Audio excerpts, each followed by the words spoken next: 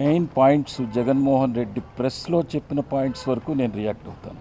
అన్ని విషయాలు అందరూ చెప్పారు, మీకు కూడా తెలుసు. గత 7 సంవత్సరాలుగా మీరు తలమునకలై ఉన్నారు. ఈ రాజధాని అభివృద్ధిలో మీరు పెద్ద పాత్ర పోషించారు. మీరు లేకపోతే ఈ రాజధాని నిలబడేది కాదు. ప్రెస్ అంటూ లేకపోతే, మీడియా అంటూ లేకపోతే ఈ రాజధాని ఈ రాక్షసుడి యొక్క కబంధ హస్తాలకి ఎప్పుడో 1924 మధ్యలోనే కబళించేసేవాడు. మీరు అడ్డుకున్నారు కాబట్టే, రైతులకు వెనుదనుగా ఉన్నారు కాబట్టే ఈ విధంగా నిలబడగలిగింది.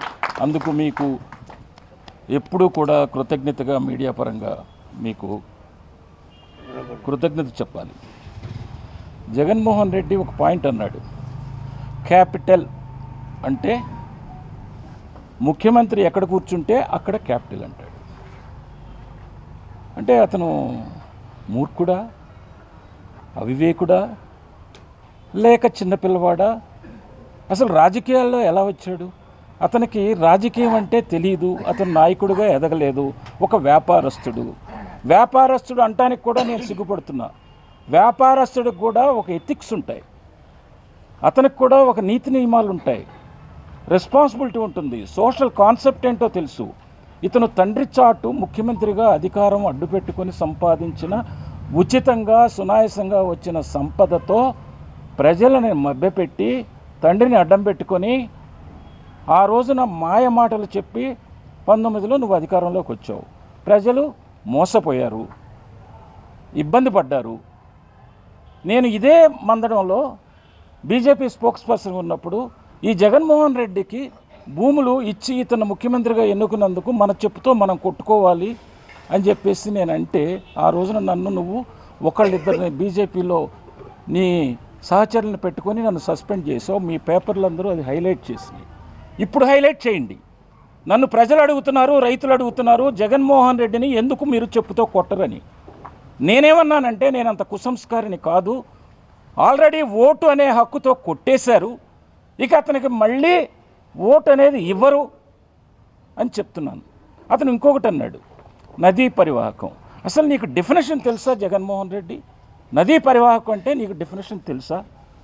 ప్రపంచంలో, దేశంలో ఎన్నో రాజధానులు సముద్ర గర్భాన నదీ పరివాహక ప్రాంతంలో ఉన్నాయి. దానికి ఒక పరిమితికి లోబడి కొంత దూరం పాటు ఎన్జిటీలో కొన్ని నియమావళి రూల్స్ ఉన్నాయి. మరి నువ్వు వైజాగ్ తీసుకెళ్ళవలసిన వ్యక్తివి, అది సముద్ర గర్భంలో లేదా? నీకు బుద్ధి లేదా? నువ్వు చదువుకున్నావా? నువ్వు ఒక మనిషిగా ఉన్నావా, మృగంగా ఉన్నావా? నేను ఈ రోజున అడుగుతున్నాను నిన్ను. అసలు ఇంకొకటి కూడా, చంద్రబాబు గారి మీద కూడా నాకు ఒక కోపం ఉంది. ఎందుకంటే ఆ రోజున ఆయన్ని ప్రతిపక్ష నాయకుడిగా ఆయన బస్సు యాత్ర మొదలెడతానంటే, అమరావతికి వ్యతిరేకంగా ముఖ్యమంత్రి మాట్లాడినప్పుడు ప్రజల వద్దకు వెళ్తానంటే ఆయన్ని నువ్వు బయట కాలు పెట్టనేలా.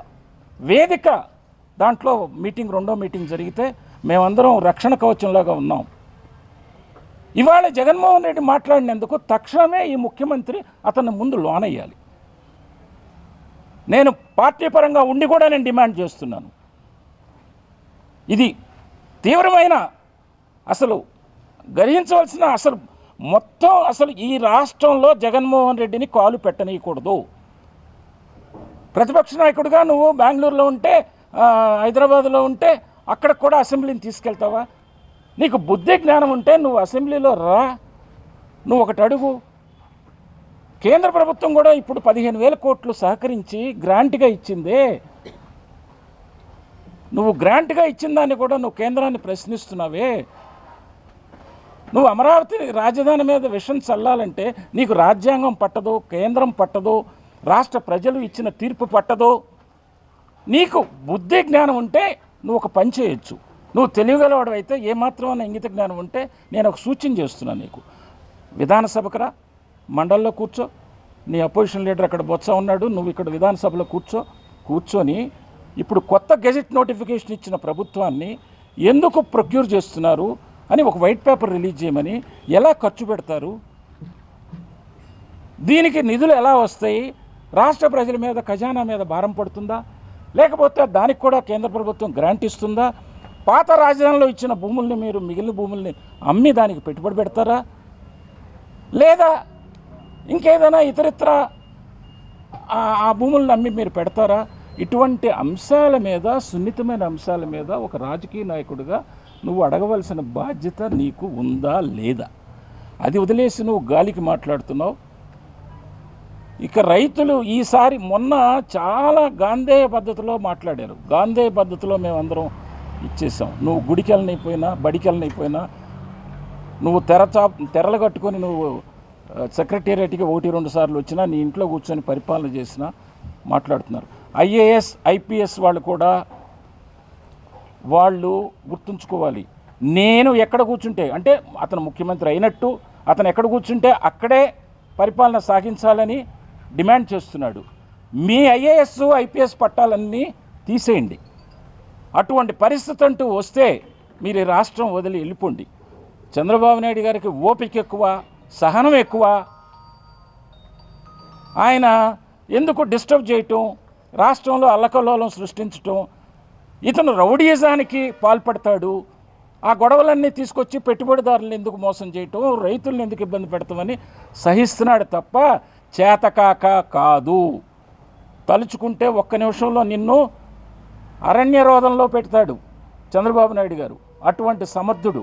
కాబట్టి నువ్వు ఒళ్ళు దగ్గర పెట్టుకో జగన్మోహన్ రెడ్డి, చెప్తున్నాను, ఒళ్ళు దగ్గర పెట్టుకో. ఈసారి నీకు అసలు ఎటువంటి శిక్ష వేస్తామో రైతులందరం కలిసి ఇక నువ్వు ఊహించలేవు, నువ్వు తల దింపుకోలేవు. అసలు ఈ ప్రాంతంలో నువ్వు అడుగు పెట్టలేవు. అవసరమైతే మేము ప్రభుత్వాన్ని కూడా డిమాండ్ చేస్తున్నాం, ఇటువంటి రాక్షసుణ్ణి అసలు ఈ రాష్ట్రంలో అడుగు పెట్టనియొద్దు. సంఘ బహిష్కరణ చేయండి, రాష్ట్ర బహిష్కరణ చేయండి. నమస్కారం.